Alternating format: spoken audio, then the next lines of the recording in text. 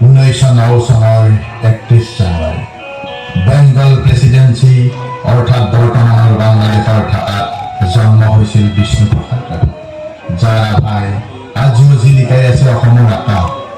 শৈশৱৰ কিছুকাল ঢাকাত কটোৱাৰ পাছতে ঘূৰি আহে পিতৃভূমি অসমৰ উষানগৰী তেজপুৰলৈ, আৰু তাতেই আৰম্ভ হয় শৈক্ষিক চালনী।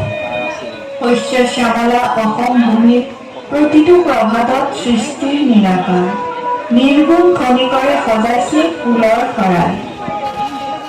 ফুলৰ দেউলৰ ৰূপৰ শিকলিৰে বন্ধা দুৱাৰ, সেই শিকলি ছিঙি খুলি দিয়াৰ বাবে কোনোবা ৰূপতামকে আহ্বান জনায় পূজাৰী। যি আহ্বানৰ সুৰৰ লহৰেৰে জিৰি জিৰিকৈ বৈ পৰিছে অসমীয়াৰ বিশাল বুকু, বুঢ়ালৈ বুল্লুম বুটুৰৰ দুইটিকু।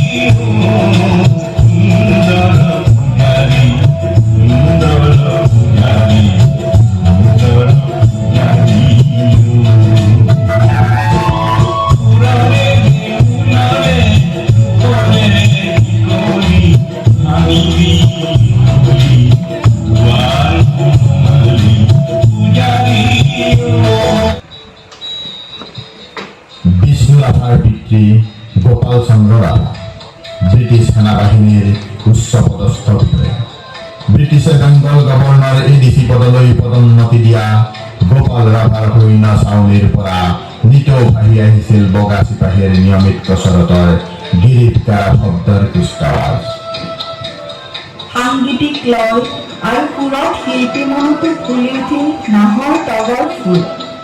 আবেগত ব্যাকুল মনে সাগৰ মহাসাগৰত সাত মানিকৰ ধন সিঁচি দিলে। মেঘৰ বুকু ফালি বিজুলী ফুল ছিঙি আনি ক্ৰিয়াৰ খোপাত পিন্ধাই দিবলৈ।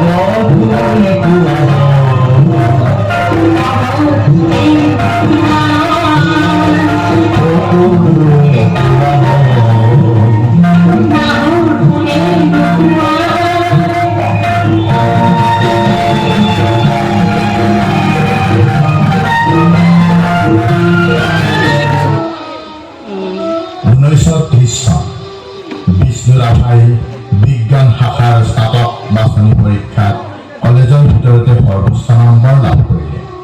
সেই সময়ত দেশৰ চৌদিশে জোৱাৰ উঠিল দেশ স্বাধীনতাৰ আন্দোলন। নিশাৰ দুভাগত বিষ্ণু ৰাভাৰ ৰাজপথত খোজ দিছে কোনোবা দুৰণিমতীয়া গাঁৱত সংগীতৰ মজলিছ সামৰি। ব্ৰিটিছ ৰিজেণ্ট আৰু দেৱানৰ ঘৰৰ সন্মুখত স্পৰ্ধাৰে উৰি আছে ঔপনিৱেশিক ব্ৰিটিছৰ বিজয় ধ্বজা ইউনিয়ন জেক। বিলম্বৰ যে সময় নাই, চকুৰ পলকতে দৌৰি গৈ নমাই আনিলে ইউনিয়ন জেক আৰু উৰুৱাই দিলে তিৰংগ পতাকা। জেনকিন্স হাইস্কুল আৰু দেৱানৰ পদূলিমুখত বগা কাগজত ডাঙৰ ডাঙৰ আখৰেৰে লিখি দিলে, রাজ্যে আছে 2টি পাঠা, একটি কালো, একটি সাদা। রাজ্যের যদি মঙ্গল চাও, 2টি পাঠাই বলুন। পৰাধীন ভাৰত, পৰাধীন অসম, স্বাধীনতাৰ পবিত্ৰ মন্দিৰৰ বেদীত বন্তি গছি জ্বলাবলৈ বিষ্ণুৰাভাই সুললিত কণ্ঠৰে নিগৰাই দিছিল আবাহনী গীত।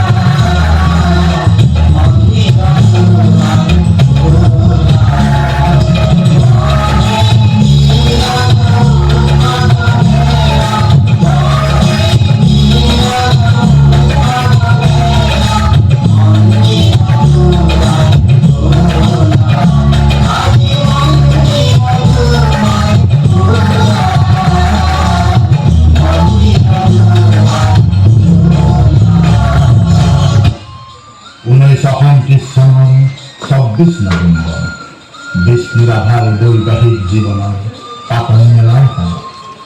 অন্তৰত জাগি উঠিল 2টি মন এটি হোৱাৰ দুৰ্বাৰ হেঁপাহ।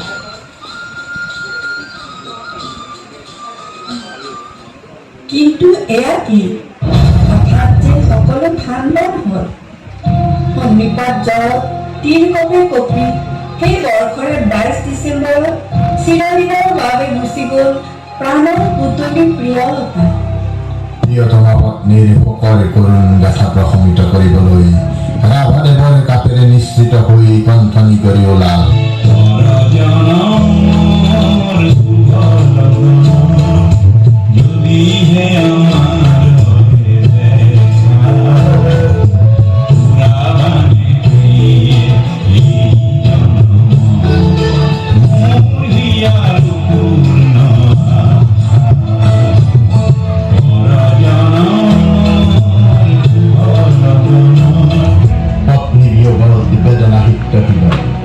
সংগোপনে গৃহত সোমাই আছে বিষ্ণু। ৰাইজৰ শিল্পী কলাগুৰুৰ এই দুখৰ দিনত সংগ দিছে কমিউনিষ্ট কংগ্ৰেছ। জীৱন সংগ্ৰামৰ ঘাত প্ৰতিঘাতৰ মাজেৰে অৱতীৰ্ণ হৈ পৰি সংস্কৃতিৰ প্ৰচাৰক ৰূপে অতীত প্ৰীতি শংকৰ মাধৱৰ স্মৃতিৰে বিষ্ণুৰাভাৰ আদৰ্শ। কৃষক বনোৱা হালোৱা সজোৱা সকলোৱে প্ৰাণ পাই উঠিল তেওঁৰ গীতত।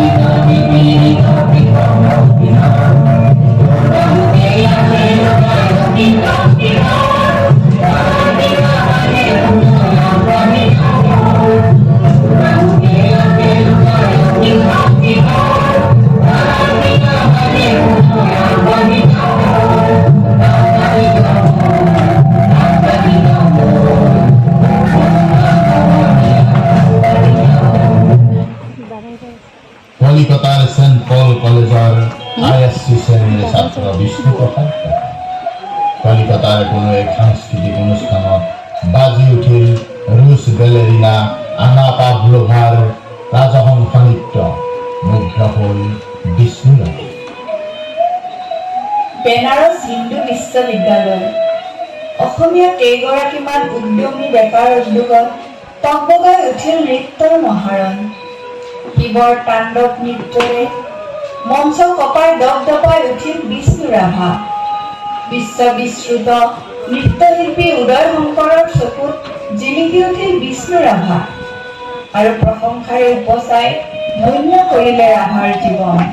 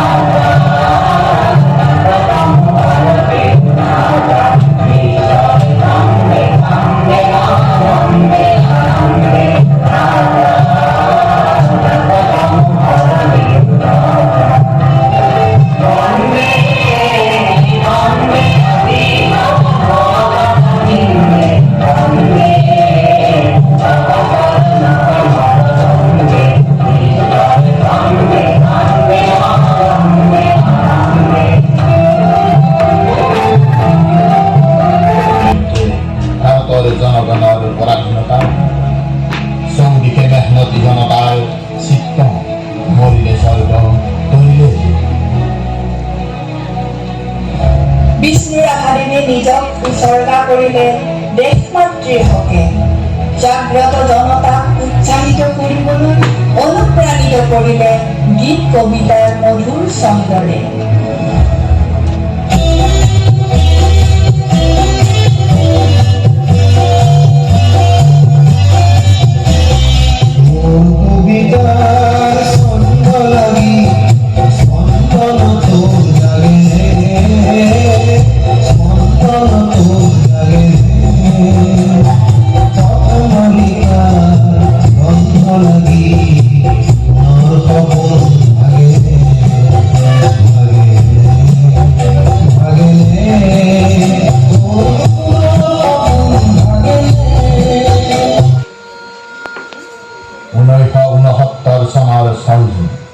জনতাৰ শিল্পী বিষ্ণুৰাভা যেন হঠাতে অসুস্থ হৈ পৰিল।